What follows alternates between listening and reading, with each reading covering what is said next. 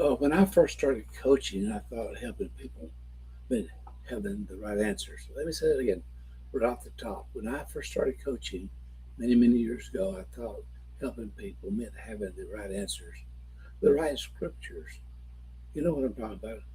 But today I wanted to share with you something that maybe will help you as a life coach, or particularly a Christocentric life coach, because more than 30 years of experience, from real experience, people have heard problems that you wouldn't believe the problems.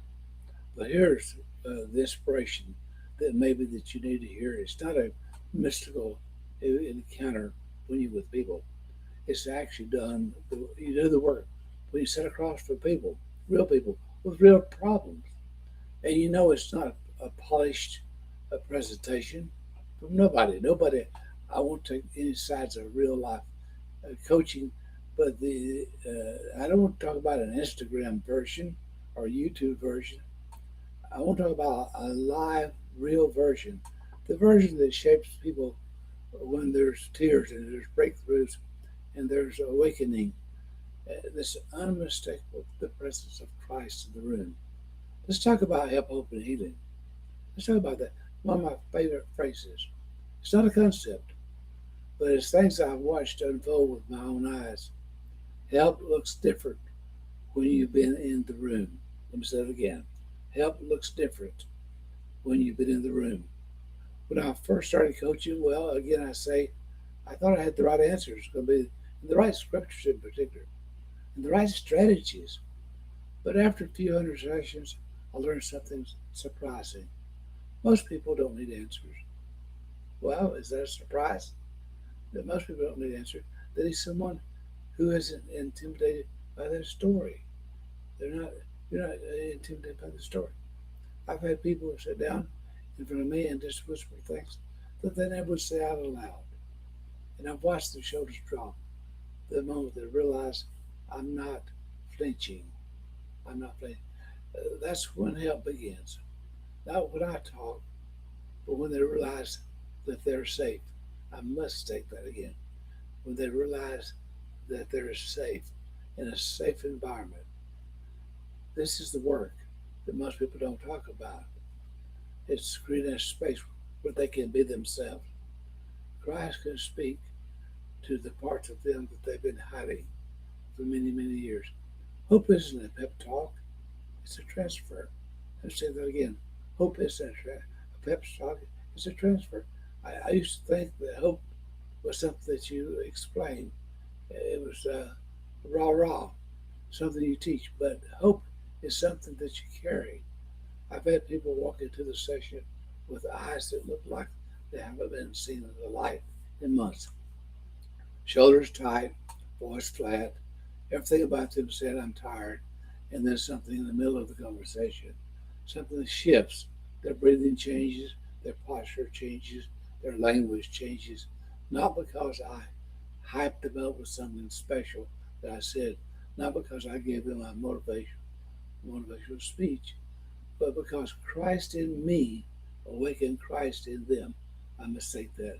Because Christ in me awakened Christ in them.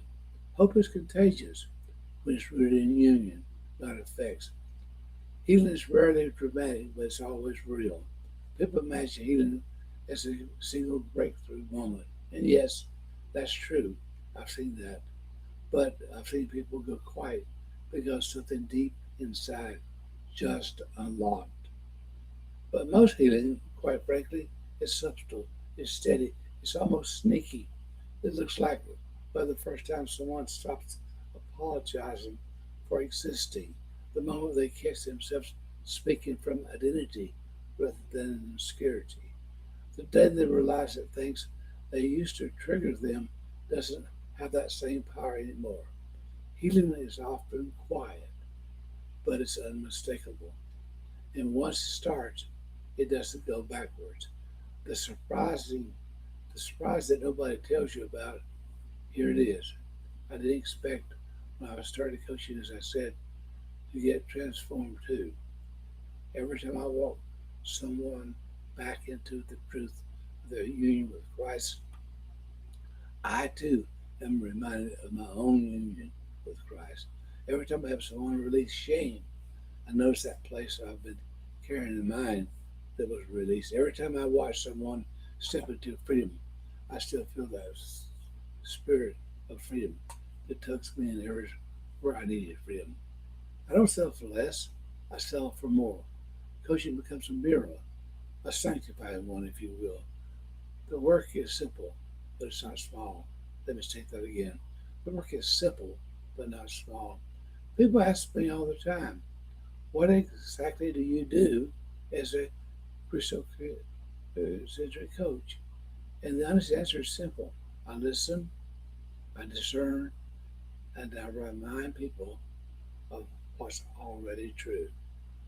And I refuse to partner with their shame. I hold space until they can hold truth. That's it. But don't confuse simple with small, because when someone remembers who they are in Christ, then they stop living from fear and shame and start living from union of who they are and who they've always been, one in Him. When they realize that they're not trying to become something, they're awakening to what they already are. That's not small. That's a resurrection life experience, a transformation, if you will. The heart of this calling is summarizing the life of Bristol uh, Century Coach is just one line. It would be this: it's learning to stay anchored in Christ.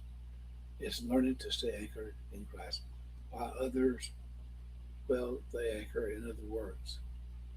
And that's the joy of this calling is that if this resonates with you and it's something that you're interested in becoming a Christocentric coach, then I'd love to sit down and chat with you on a Zoom or WhatsApp. And let me share with you my journey of more than 30 years. And I would like to share with you how you too can learn to do this work because you think maybe just beyond your reach, but it's not. So let's do a WhatsApp or well, a Zoom, and let's just talk about this together. And just perhaps, this may be the best, well, interview that you've seen today on this particular presentation. I'm Dr. Cecil Cockerham, the founder and president of the American Seminary, and I'd love to help you get your seminary accredited degree with us. Over, take a look. We have a lot of great coursework and a lot of great adjunct professors. So if I can help you get your education in some way, let me know. And send me an email shout out at Dr. Cecil. That's right, Dr. Cecil at Teach Truth. Dr. Cecil at Teach Truth. And let me help you get your education at the American Seminary where you get an accredited degree. Let me say that again, an accredited degree for a degree in maybe coaching, counseling, theology, or just whatever. We have a lot of coursework that's available. Some undergraduate, some graduate work.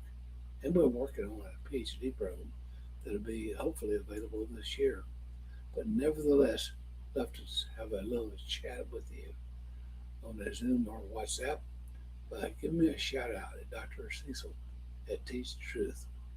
Dr. Cecil at teachtruth.net. And so let's meet again on a Zoom or WhatsApp.